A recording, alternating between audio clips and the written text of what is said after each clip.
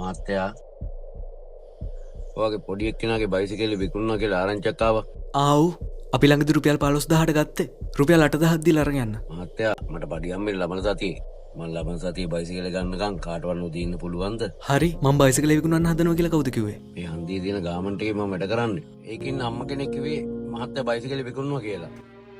මගේ පුතා ගොඩක් කල ඉඳලා බයිසිකලයක් අරන් දෙන්න කියනවා. මට අලුතින් බයිසිකලයක් අරන් දෙන්න බෑ මහත්තයා. මම ලබන සතියේ අනිවාර්යෙන් බයිසිකලේ ගන්නම්. ඒකනම් බයිසිකලේ කාටවත් දෙන්න එපා මහත්තයා. හරි ඔයා දැම්ම බයිසිකලේ අරන් යන්න. මහත්තයා දැන් මගේ අතේ සල්ලි නෑ. සල්ලි එපා. ඔයා දැන් බයිසිකලේ අරන් යන්න. කමන්නේ මහත්තයා මම සල්ලි දීලාම බයිසිකලේ අරන් යන්න. මම පොඩි කාලේදී මගේ අම්මගෙනු තාත්තගෙනු මම ගොඩක් දේවල් ඉල්ලලා තියෙනවා.